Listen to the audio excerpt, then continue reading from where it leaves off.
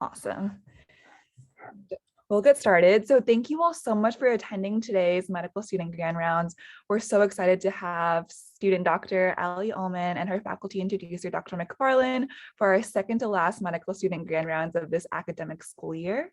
I'm not Allie, but I just wanted to give a brief introduction to MSGRs for anyone who might be new before we get started. So if we could briefly go to the next slide. MSGR was created last year to acknowledge medical student achievements and passion. It consists of medical student presenters such as Allie, introduced by faculty mentors. We've had them mostly on the first and third Tuesday of each month at noon. This month is a bit of an exception. We have Allie's talk this week, and then Johnny Barber's talk next Tuesday, and that'll be our last talk of this academic year. But overall, look out for them on the first and third Tuesday. We will be using Zoom for the end of the school year. We'll reevaluate over the summer, but this will be the link that we use continuously should we stay with Zoom. You can look at our schedule for the rest of the year at go.osu.edu/MSGR. It will be updated over the summer with an updated fall schedule, hopefully. And if you're really inspired by Allie's talk today and you know another medical student or a person who might be a good fit to give an MSGR talk, you can nominate someone. We have rolling nominations and you can go submit your nomination for yourself or a peer at this link. And finally, if you would like to distribute Allie's talk or watch anyone else's talk, we upload them all with the speaker's permission to YouTube after. So check out the YouTube channel there. And without further ado, I will turn it over to Dr. McFarlane for Allie's introduction. Good afternoon, everybody. Well, my name is Dan McFarlane, and I'd like to introduce your speaker, Alexandra Allman. Allie came to Ohio State from the University of Southern California, where she majored in biology and graduated summa cum laude. She has excelled as a leader in and out of the classroom, winning multiple honors and awards in academics. And I had the pleasure of working with Allie during the Honors Med 4 selective, where Allie was one of 9 students who were chosen to learn advanced topics in teaching and leadership.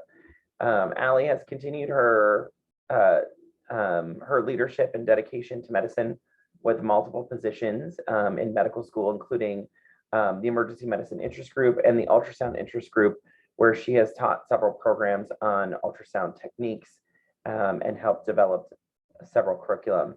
So next year, Allie will be doing her internal medicine residency at the Mayo Clinic. So join me in welcoming soon-to-be Dr. Allman. Hello, everyone. Thank you so much for that wonderful introduction. So my slides appear to be skipping forward at rapid rate. So hold on, give me 1 second to try and fix that. I don't know why that is doing that. One moment, please. Okay, let me see if I can figure that out. Okay, let me reshare my screen.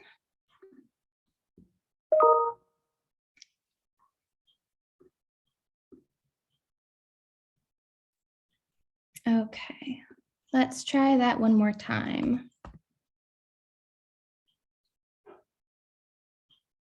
Okay, so thank you for that wonderful introduction. I am so excited to get to share one of my passions today on medical education with you all.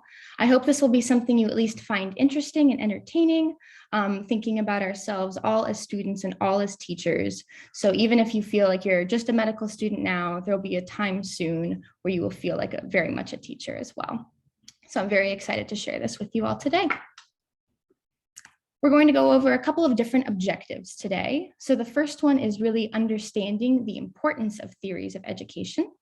We will also be appreciating the differences between adult learners as well as child or teenage learners. We'll think about the 3 different domains to Bloom's updated taxonomy, as well as their relevance to teaching and learning. And then finally, we're going to explore some of these theories of learning and how they may be incorporated into teaching and learning. So starting with the importance of these theories of education. So learning medicine in M1, M2 may seem a little bit more straightforward.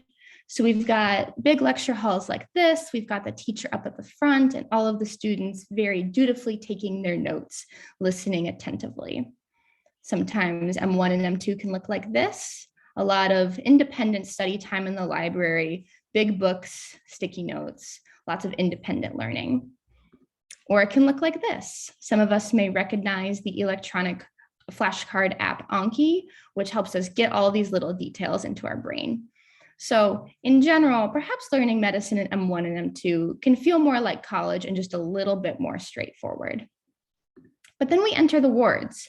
We have to learn medicine in M3, M4, and also beyond. And this can feel a little bit less straightforward.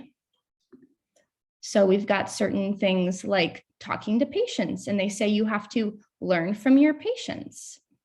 We also learn medicine on rounds. So this is an example of a team talking outside of a patient's room. So we've got lots of different people here.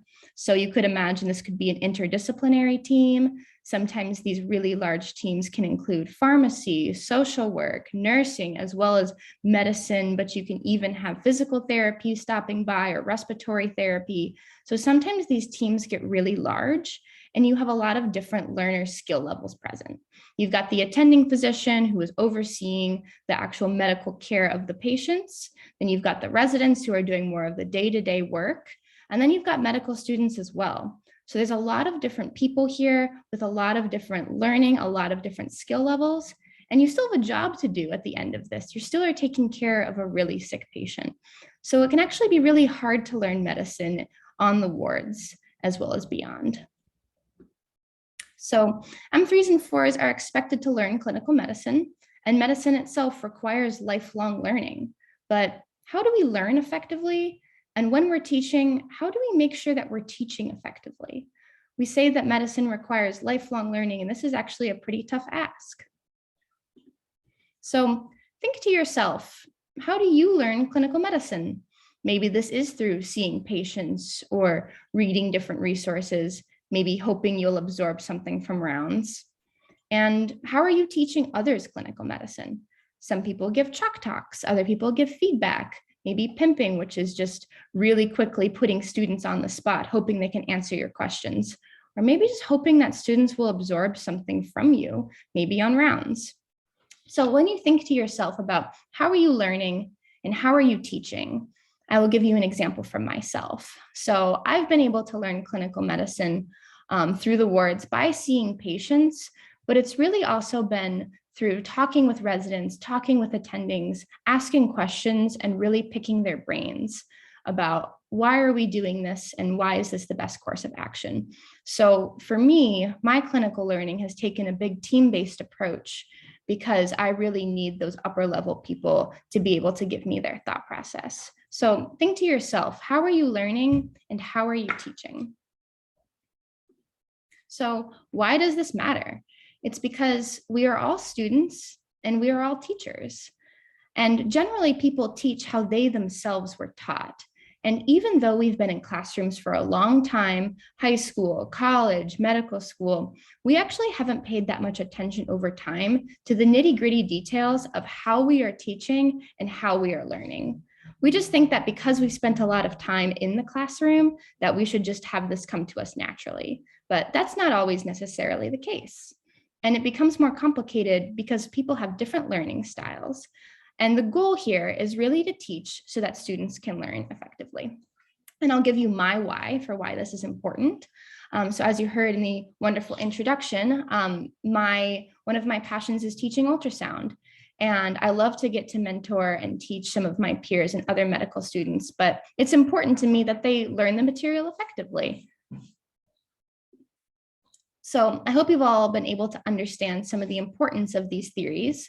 And so now we're going to talk about some of the differences between adult learners as well as child or teenage learners.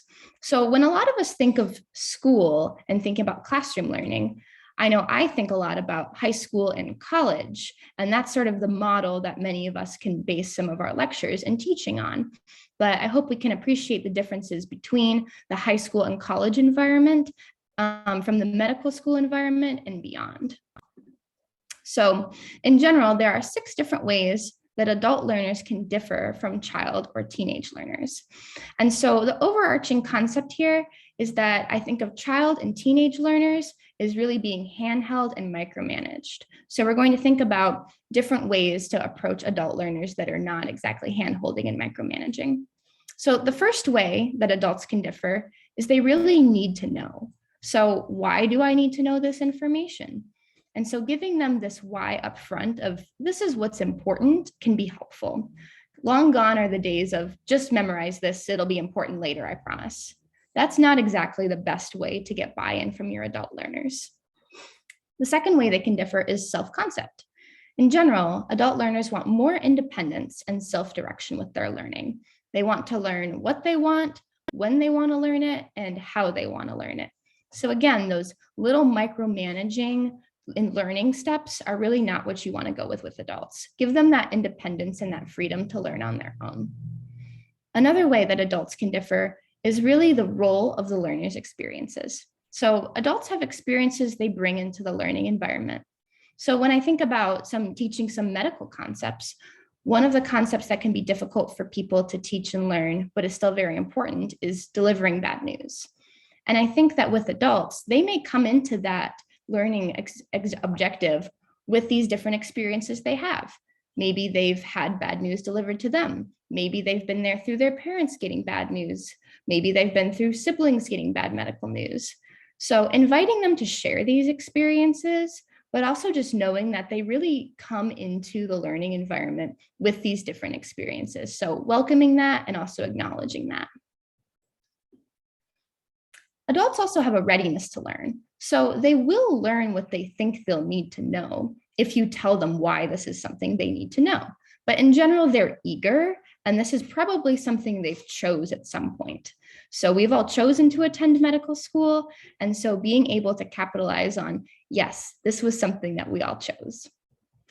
Another thing that differs from adults and child is a problem-centered focus. So is what I'm learning help me to solve a problem? So we see this often with case vignettes or other sort of little clinical vignettes to solve. And so if you can take different questions and learning and put them into a problem or a case, that can help get the students' brains more focused this problem-centered way that can help them solve a problem. And then the final way that adult learners differ from child and teenage learners is internal motivation. So they learn because they want to. And so I think that if your students have, a lack of motivation or they fall off the train somewhere along the way, it can be useful to bring them back because with their internal motivation, remembering that, this is something to help your future patients. This is something that's going to be important for them rather than using external cues like, oh, this will be good so that you look good on rounds. So really centering back to that internal motivation. So in summary, adult learners, they want to choose what, when, and how they will learn. So give them that freedom to do that. They also want to learn subjects that are relevant and applicable. And they also want to know why they should learn something. So if you can set this up ahead of time, that can actually help your adult learners clue in and be more keen in on what you want them to learn. So setting this up ahead of time can help you along the way as you teach them. So the practical tip I have for you all is find the why and let your students learn more independently. The third objective we're going to go through is looking at the 3 different domains to Bloom's updated taxonomy, and as well as examining their relevance to teaching and learning. So learning as a general concept. So there's been lots of attempts to conceptualize learning and understand how we learn over time. And some of you may have heard this through the RHYME framework, which is the reporter, interpreter, manager, and educator. This is something we occasionally hear through the medical education world, but there's been lots of attempts to conceptualize learning. We're going to talk about some different pyramids of learning here. And these pyramids go from novice at the base all the way to expert at the top of the pyramid. And these can be useful because for learners, they can give general goals and steps for them to follow and progress with. And for teachers, you can help guide your students towards the top of the pyramid with this goal in mind. You can also test students to see how far up the pyramid they are, knowing that students learn according to how they're tested. So this can help the teachers frame different testing to help your students move up the pyramid. So finding the relevance in these pyramids. So think about your practice in medicine. Where are you on these pyramids? Are there certain domains that you practice or teach more? And then also remembering, how are you testing your students? Do you feel like you're adequately testing them to help them move up the pyramids? So we're going to do an overview of the Bloom's taxonomy. So this is also known as the classical components of learning.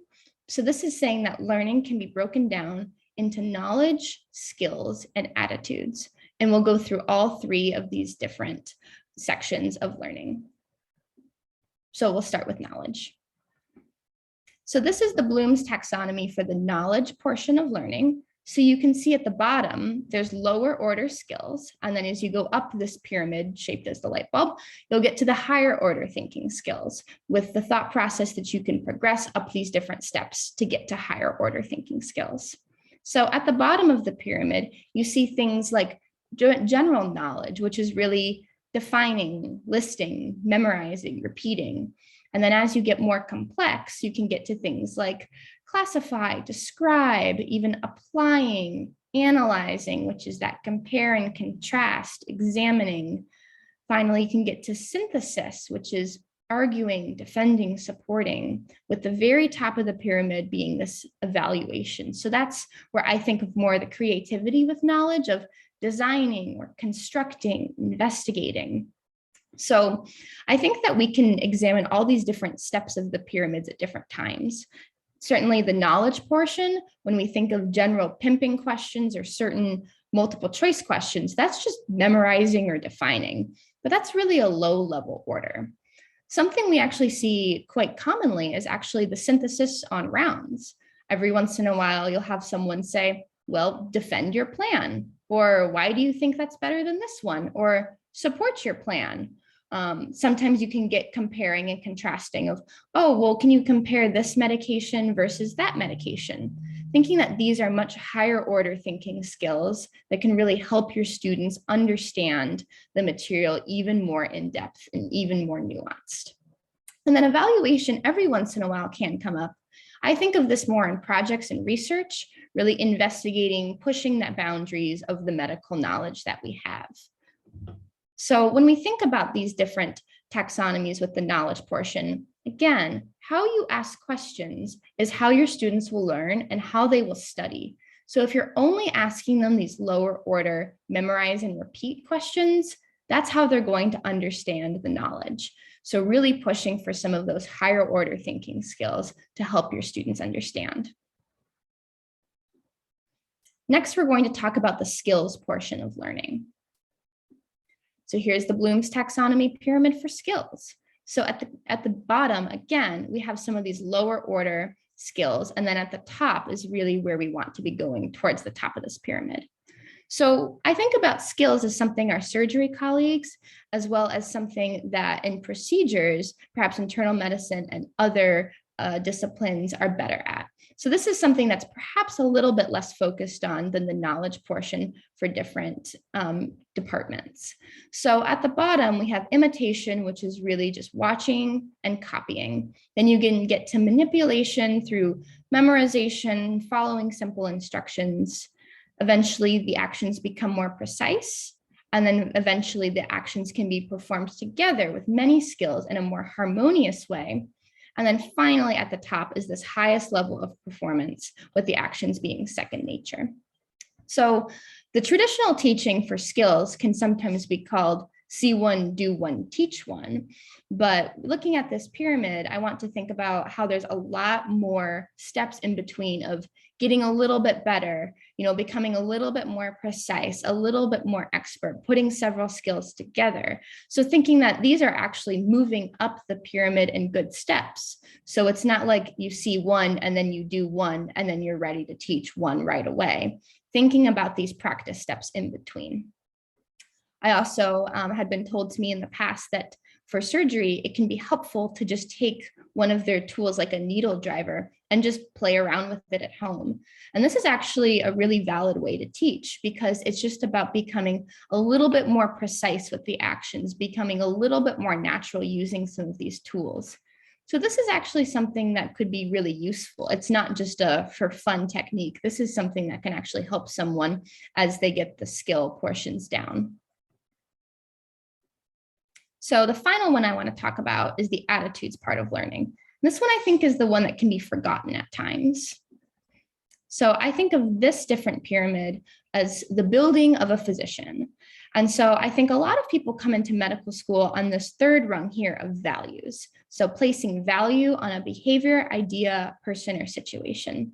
So some of the values that we work for as physicians are things like do no harm, or listening to your patient, understanding their perspective, understanding what they may want or not want out of their medical care. So I think a lot of people come into medical school with some understanding of this, and pretty soon this is something they're comfortable with. What I actually find that trips some people up is this fourth rung here of organization. And I really think about the resolving of conflicts between different values. So every once in a while, this will come up on the wards. And I was actually able to see this on my palliative care rotation. We had a family that really wanted to continue aggressive medical care. And we had the team itself who was not thinking that aggressive medical care would change the prognosis of this patient, and instead was thinking that this patient would be better suited for comfort care. And so we as the palliative team came in to help resolve some of these conflicts between these beliefs. And through a little bit of time and conversation, we were able to resolve this conflict. But where we ended up was that the family wanted the medical care that they wanted. And that's not a bad thing, because in the end, the care that they wanted was consistent with their beliefs. And so we as the medical team, we offered the aggressive care as an option, and they took it. And so we were able to resolve that conflict between some of the different values on the team by saying, you know, it's okay. Some families need to see a little bit more of this story. They need to see where this path goes. And that's not necessarily a bad thing. We've offered the aggressive medical care, and it's okay that they've taken it. And so sometimes we can get tripped up on this fourth rung here with resolving the conflicts. But what we're aiming for is this value system that is internalized and controls behavior. So those were the three different domains of learning through the updated Bloom's taxonomy: knowledge, skill, and attitude. So again, thinking back, where are you on these pyramids? Are there certain ones that you prioritize and practice more? And how are you guiding your learners through some of these different pyramids? So these different pyramids are good for learners because they give goals and steps to progress through that are a little bit more concrete. They're also useful for teachers. Allows you to ask these questions and promote the skills to help your learners move up the pyramid. And in general, with learning, it's important to have this foundation of safety, respect, and met physiologic needs. Things like food, water, and being able to use the restroom when needed. So those are the only ways that you can actually progress through some of these steps. So finally, we're going to go through some different theories of learning and how they may be incorporated into teaching and learning. So as a learner and as a teacher, how are you learning information? Are you memorizing? Are you comparing and contrasting, thinking about where you are on that pyramid? And then also, how are you teaching information? Are you pimping with no context? Are you asking them to defend or support an idea? Because at the end of the day, what we want to be is effective. We want to learn effectively, and we want to teach effectively. So that's where some of these theories can come in. So there's individual learning theories here because we want our learners to get to the top of the pyramids, but how do we actually get them there? And there's a lot of different learning theories that you could use, and that's because really every learner is different. And also there are different subjects that may be suited to one learning style or another. So we're going to walk through 6 different learning theories with some medical examples. And I hope these are just inspiration and ideas for you, nothing that you have to stick hard and fast to the rules with, but just something that can be interesting. So our goal for this section is to think about what theories are you most or least comfortable with? Can you expand your repertoire? So thinking about getting more tools in the toolbox. And again, just introducing these as different ideas and inspiration. So these are the different theories that we're going to walk through. So the behaviorist theory, this is when you really want a behavior change. And so these objectives students should know ahead of time. The conditions where the behavior will be performed, what behavior is actually being performed, as well as the evaluation criteria. So this is known as the skill and drill. So a couple different examples here. This is a patient with CHF, which is your condition. A medical student will hear an S3 heart sound, the behavior, with 80% accuracy, which is the evaluation. Another example, so given a patient with need for central access, which is the condition, a medical student will place a central line on a mannequin, the behavior, according to a checklist, which is your evaluation. So this is a good theory for when you have things that are generally consistent, they generally do fit the rules. A central line, for the most part, is a central line, is a central line, is a central line. So you can skill and drill this until your students feel really comfortable. But I like this theory because it is concrete. You know, this is the 80% accuracy, so it's got a consistent evaluation. Your students can walk into the evaluation knowing what exactly is expected of them and how they can perform well. The next theory, Cognitivist Theory. So this is really based on the individual's internal thought process. So this is where teachers can really create frameworks for knowledge and help students learn how to learn. And this can also be done by relating new knowledge to what is already known.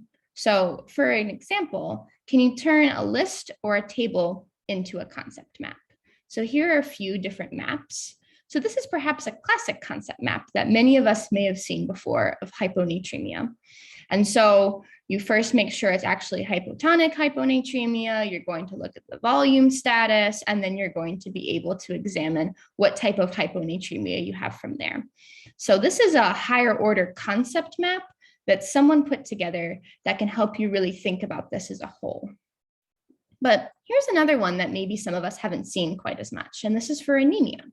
So you've got the 3 different types of anemia: microcytic, macrocytic, normocytic, and you can break it down into the different components of these anemias here.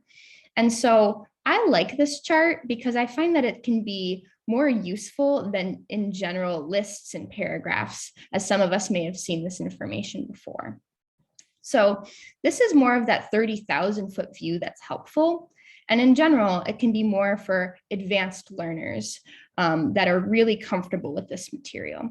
So when I ask residents and attendings, you know, oh, how do you think about anemia?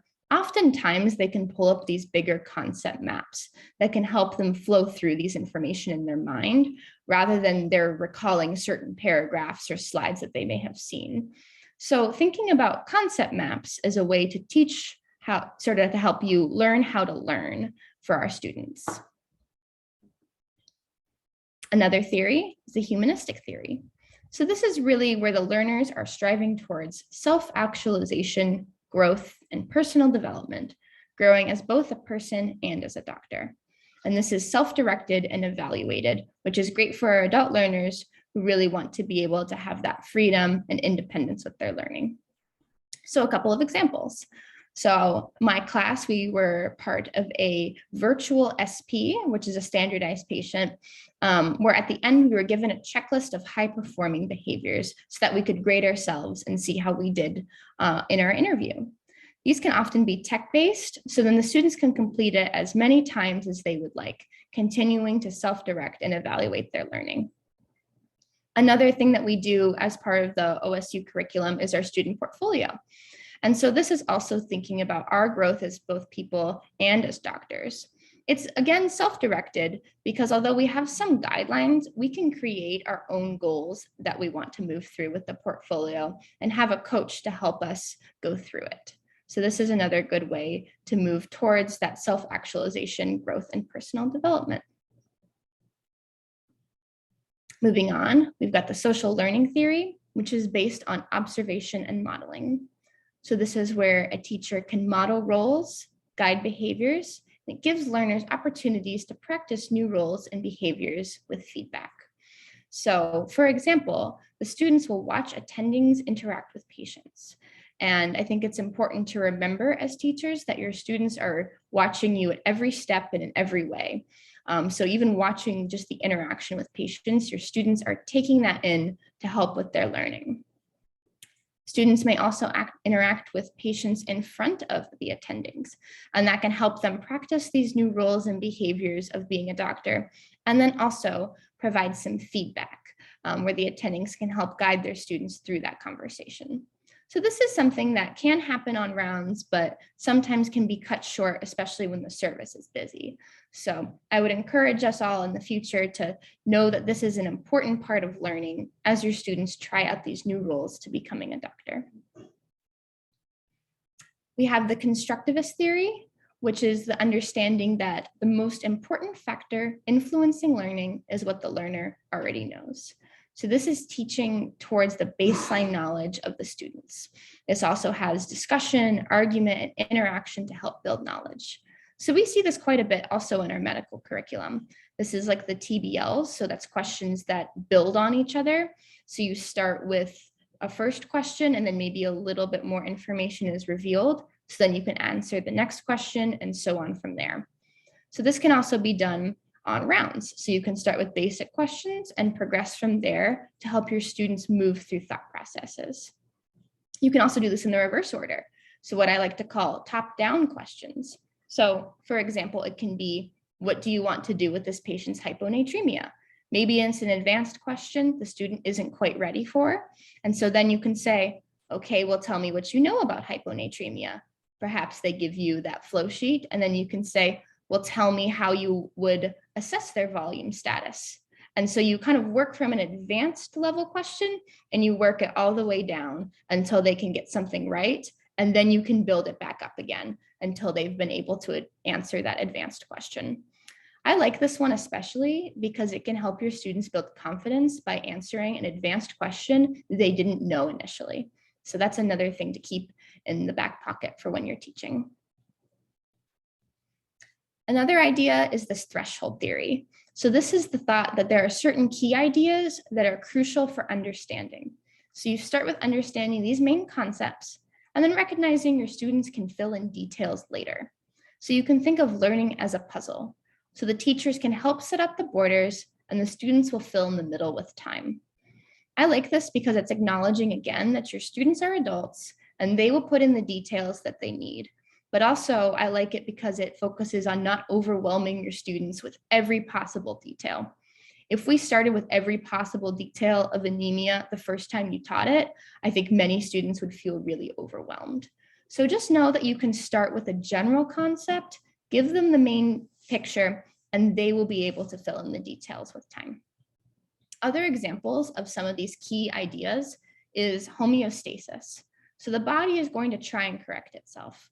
We see this in a lot of different organ systems in a lot of different ways. So we think about how the body compensates for when certain things happen to it. And that's a really overarching concept that can help set up your students when they think about medicine in general. We can also think about this with social determinants of health and how they impact the different people and the different pathologies that we run into on a day-to-day basis. So once again, setting some of that framework and that groundwork and knowing that your students will fill in the details with time. So these are the different things that we talked about today. I hope you all understand the importance of education, knowing how we're all students, we're all teachers, and we just want our learning and our teaching to be effective. I hope we've been able to appreciate the differences between adult learners as well as child and teenage learners, thinking about adults as more independent versus the hand-holding and micromanaging that can happen in certain high school and college classes. We've gone through the 3 domains of Bloom's updated taxonomy, which are those 3 pyramids. We thought about their relevance to teaching and learning and where we are in those pyramids as learners, as well as how we can help our students as teachers. And then finally, we briefly introduced a few theories of learning and how they can be incorporated into teaching and learning, giving us a few more tools for our toolbox. These are my references. And thank you. And that QR code there is for any feedback you have. So thank you all so much. Thank you, Dr. Allman, soon to be Dr. Allman. Apologize. So there are a couple of questions that I think we can tackle. So we'll answer them live since we have some time. Yes. So the first question is, how does one become more efficient with teaching? I find that I can drone on and worry that learners will forget what I want them to learn because I include too much extraneous information. I think that is a really great question, because I think one of the most important things we think about when we are teaching is, are our students getting it? Are they getting anything from this? And keeping things efficient when we have a really busy service. So I think that including your learners with questions, figuring out their baseline knowledge, and then you can work up from there could be a good way to do this. And then also remembering that different theory of, you can start with the outside borders of the puzzle piece and trust that they will fill in the information as they need it with time. So I would think getting them to answer questions, getting them to participate, being able to pinpoint quickly where they are in their knowledge, so then you can help them move to just that next step. So I think that would be my suggestion for that. And then as far as learners forgetting things, I like to emphasize a few key points, maybe one or two even, especially if you're busy with rounds, saying, I want you to get this. This is the example I'll give you, and that's why this is important. So, not trying to do too much at one time. I hope that makes sense. I think that's a great suggestions, Allie.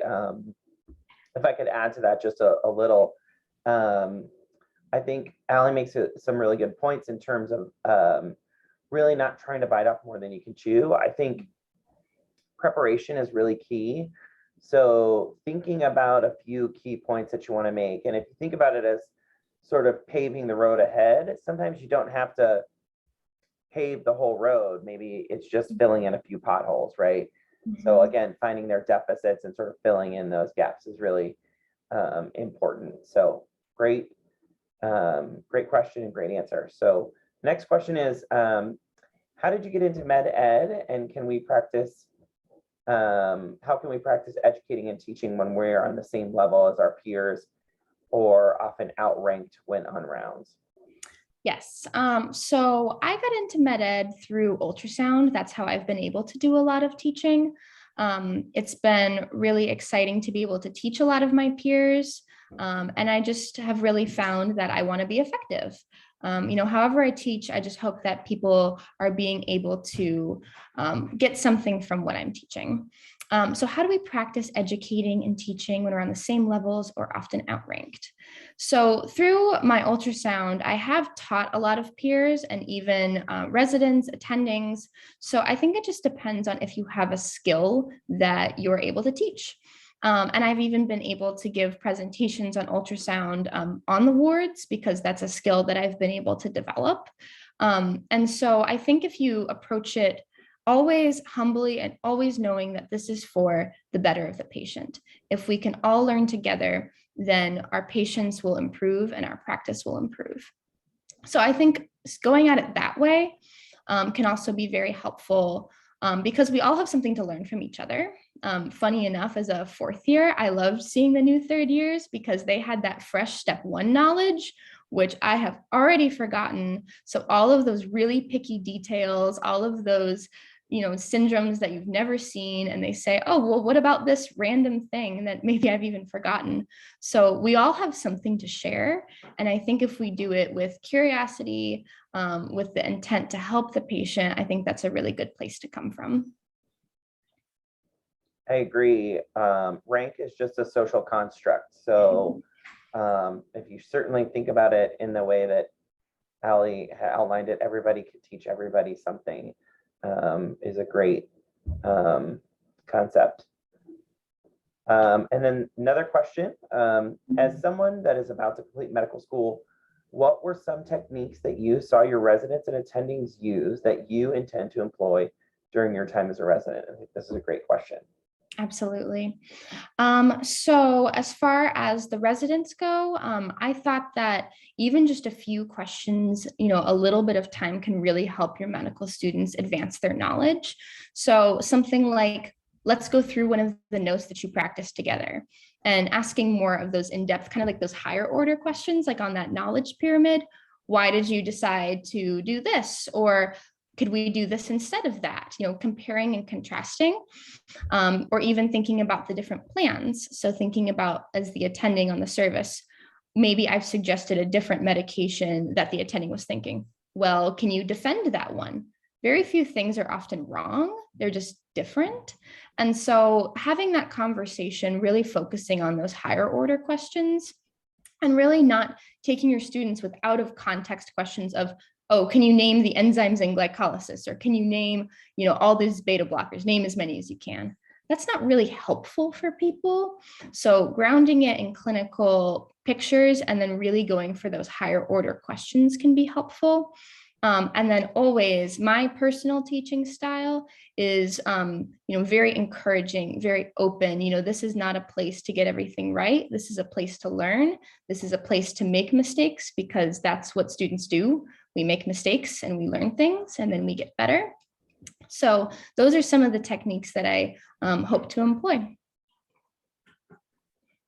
Great answer. One more question. Allie, what would you say, in your opinion, is the most important of the domains in Bloom's taxonomy between knowledge, skills, and attitudes? Where would you focus? So all of them are important. I think they become important at different phases of learning. I think when we think about M1 and M2, a lot of it is just get knowledge. You have to put medical knowledge in your brain. Our surgery colleagues especially, I think, focus a lot on skill. They need to make sure they're proficient with their surgery skills and making sure that they're doing their surgeries accurately and effectively. But I also have a very special place in my heart for the attitude of a physician, because I think if you talk to patients, I think if you talk to families, they will say, I like this doctor because they sat down and they listened to me, because they understood my concerns, because they really valued me as a member of the care team as well. And often they may say, well, they had a lot of knowledge, but it's nice if they say, they had a great attitude first and they really listened to me. So I think that's the one that's forgotten. And so I think actually prioritizing that, recognizing in yourself, oh, I'm having a conflict here, or what is my value system? Anything that you can really concretely put down as much as possible can help move through that pyramid. So even just recognizing, I'm feeling a conflict between what the family wants and what I'm doing. How can I help resolve that? So I think those are some really important skills that are often forgotten. And I think we can see that sometimes on the palliative service when we come in and we can do a reset on some of those attitudes. Yeah, I think Allie makes some great points here. One thing that I'd like to add is that I really wouldn't think of them as in competition with each other. They are independent and equally as important. And they really, which one you will use will depend on sort of what you're trying to teach. So sort of like what Allie was saying, that they all have their own level of importance, and they depend on sort of, again, what your goal is, and what your outcome that you're trying to accomplish. And a lot of times we really do need to focus on, what are the attitudes, or what is this knowledge, or what is the skill? And so they all sort of kind of have equal footing in my view. Love that. I think that's all the questions. Thank you, Allie. This was really informative and helpful, and I hope that people really start to think about some of these things as they move forward and teach, and kind of think about some of these concepts for learning theory and sort of how more adult learners learn. I think that's great. Thank you. Thank you so much. It was so much fun to be able to share this with you all today. Thank you so much, Allie, and thank you, Dr. McFarlane, as well, for moderating. One Zoom round of applause for Allie's wonderful talk. So thank you both. Have a great rest of your day, everybody. Bye.